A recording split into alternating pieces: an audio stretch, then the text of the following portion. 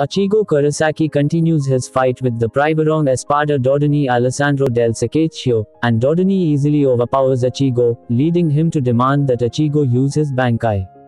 Ichigo refuses and Dodoni uses a Zero Blast in response.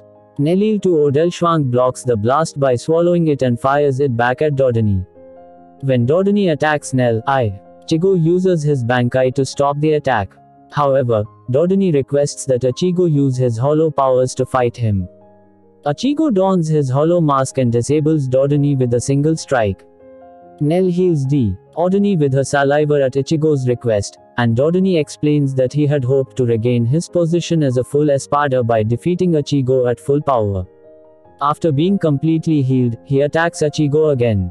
Dodoni is struck down by Ichigo once again, and to thank Ichigo for using his full power against him, Dodoni fights Redbon Chelut and the Exequias, a group of Arankas specializing in eliminating intruders, to allow Ichigo to retreat. When Sosuke Aizen learns of this, he asks who ordered the Exequias to attack Ichigo, and the Espada Sailaporo grants takes responsibility. Aizen forgives him, noting that Dodonai's body will help Sailaporo's research. Meanwhile, Yuryu Ishida is battling the Privarong Espada Souchi Sindavaki, and Rukia encounters the Espada Aroniero Arururi. Aroniero removes his mask, revealing the face of Kaien Shiba, the former lieutenant of the 13th Division that Rukia had killed. Rukia converses with Aroniero, and realizes that he is the real Kaien, who states that after he was killed, he was resurrected in Hukomundo, where he became one of Aizen's Espadas. Kaien offers Rukia a chance to atone for killing him by allowing him to kill her, and Rukia accepts, with the caveat that she will be allowed to rescue Orihime Inoue. Kaien reveals that he was joking, and instead, instructs her to kill all of her friends. Realizing that he is an imposter, Rukia begins to fight Kaien, and Kaien quickly gains the upper hand, as he was the one who taught Rukia how to fight. Rukia continues to struggle against Kaien, and he begins to overpower her when he uses the Shikai of his Zanpakuto. When Kaien disarms her, Rukia attempts to use a Kido spell, and reveals in the process that Kaien is afraid of the sunlight. Armed with this knowledge, Rukia binds Kaien with Kido and blasts a hole in the wall. In the sunlight, Kaien's face melts away to reveal a glass case with two masks inside. The creature reintroduces himself as Aroniero, and after moving out of the sunlight, assumes Kaien's appearance again. After informing Rukia that he absorbed Kaien's remains when he came to Hukomundo, Aroniero releases his Zanpakuto, transforming his lower body into a giant octopus-like form. Yuryu continues to battle with Souchi, who blocks all of his attacks with her Zanpakuto. The Aranka Pesky Guatiche decides to help Yuryu, and his saliva to cause Souchi to trip and land awkwardly on the ground. Incensed, Souchi releases her Zanpakuto, referred to as resurrection, transforming into a giant bird with bladed wings. Unable to counter her abilities with his arrows alone, Yuryu pulls one of the tubes from his belt, which produces a powerful energy blade that easily slices through her winged blades. With his energy sword, which he calls Seal Schneider, Yuryu is easily able to defend himself against Souchi's attacks. In response, Souchi sheds her wings and focuses all her power into a single blade on her tail, and Ryu defeats her by shooting his Seal Schneider from his bow into her chest. As Yuryu and Pesky leave, Redbon and the Exequias arrive to kill Souchi. Meanwhile, Yasuteru, Chad, Sado is at a disadvantage against the Privarong Espada Guntenbane Masquerada. After taking several blows, Chad realizes how to access his full power, transforming his right arm into a giant shield named Brazo Derecho del Gigante. With his full power unleashed, Chad overpowers Guntenbane, and Guntenbane releases his Zanpakuto in response. However, Chad reveals that his right arm is intended solely for defense, and transforms his left arm, naming it Brazo Izquierdo del Diablo. With his left arm, Chad overpowers Guntenbane and allows him to live. However, Chad is confronted by the Espada Noitera Gilga, and after Chad fruitlessly attacks Noitera with his left arm, Noitera defeats and seriously wounds Chad with a single attack. Bored with the ease of his victory, Noitera leaves to pursue another intruder. Had's apparent death is felt by everyone in Hukomundo, and when Espada Ulquiorra Schiffer brings dinner to Orheim Inoue, she refuses to believe that Chad has died. Ulquiorra admonishes her, noting that all her friends are doomed to fail because they rushed into battle without realizing the odds they faced. Orheim slaps him, and bursts into tears after Ulquiorra leaves. Meanwhile, Renji Ibarrai and Dondochica Bilston encounter Sailaporo. Renji attempts to use his Bankai, but it shatters instantly, leading Sailaporo to remark that he designed the room they are in to negate Renji's Bankai. As this is happening, Rukia continues to battle Aroniero, who reveals that he has eaten and obtained the powers of over 33,650 hollows.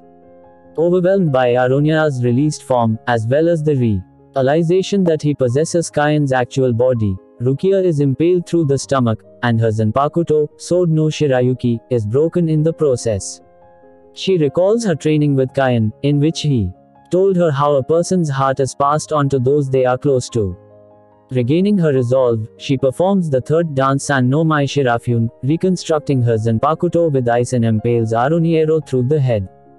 As Aroniero dies, Rukia attempts to stand in order to continue her journey to save Orheim, but collapses from her injuries. When Renji asks Sailaporo how he negated his Bankai, Sailaporo reveals that he gathered the data using parasites stored in the body of his older brother Ilford Grants, who Renji fought and defeated. With only his Shikai, Renji's attacks cannot harm Sailaporo. Meanwhile, Ulquiorra meets Ichigo to inform him of Rukia's death. Ichigo attempts to leave to save Rukia, but Ulquiorra goads him into fighting by revealing that he was the person who forced Orheim to come to Hukomundo. Furious, Ichigo uses his Bankai, dons his hollow mask and prepares to fight Ulquiorra in anger. Even after using his most powerful attacks, Ichigo is overpowered by Ulquiorra. Ichigo, however, refuses to give up, believing Ulquiorra to be the top-ranked Espada. Ulquiorra reveals his 4 tattoo, indicating that he is the 4th Espada, and stabs Ichigo in the chest with his hand, telling Ichigo to either escape from Hukomundo or die. Meanwhile, Orheim is confronted by Loli Avern and Manoli Malia, two female Aranka furious because Aizen favors Orheim over them.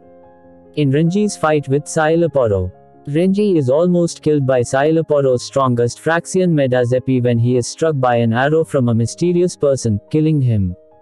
The mysterious person mocks Renji for almost being killed before Renji identifies the mysterious person as Yuryu. Orheim is rescued from Loli and Manoli by Espada Grimjo Jijijax, who claims he is repaying Orheim for restoring his arm and promptly kills Manoli and injures Loli. He tells Orheim that he needs her help, and takes her with him. However, Orheim chose to heal both Loli and Manoli before they leave. Meanwhile, Yuryu finds that his arrival was expected by Sailaporo, and his attacks are useless against both the Espada and his Fractions. Renji saves Yuryu from a fatal blow, and the T-Wo prepare to work together to take down Sailaporo. With Renji's help, Yuryu maneuvers Sailaporo into a trap, catching him in a massive explosion. Although the trap is damaging, it fails to kill Sailaporo. By eating one of his Fractions Lumina, Sailaporo completely heals himself. However, rather than retaliate, he leaves, wanting to replace his damaged clothing and to allow Renji and Yuryu to formulate a new plan.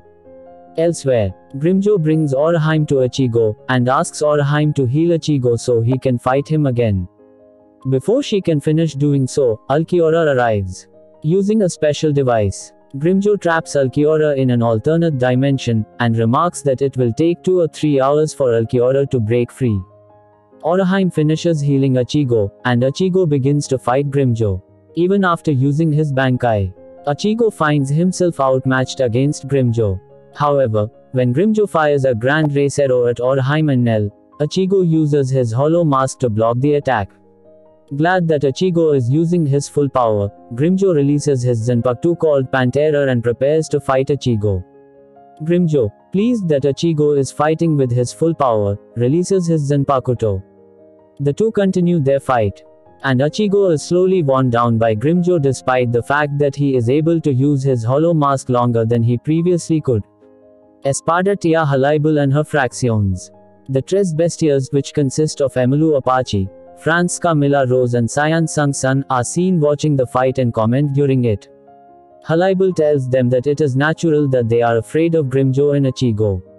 That it is more like a fight between two espadas than anything else. Oraheim, frightened by Ichigo's appearance due to his hollow mask, is afraid to watch the battle, but after Nell admonishes her, she overcomes her fear and cheers Ichigo on, giving him the resolve to deal a blow across Grimjo's chest. In a flashback, Grimjo recalls his time as a hollow, and his history with Sholong Kufang, Edorad Leons, Ilford Grants, Nakim Greendina and Deroy Linka, his former fractions. In the present, Grimjo, despite being wounded, refuses to give up. He uses his strongest attack on Ichigo. But Ichigo overcomes it and deals a final blow. After leaving Grimjo on the ground, Ichigo prepares to take Oraheim away from Las Noches.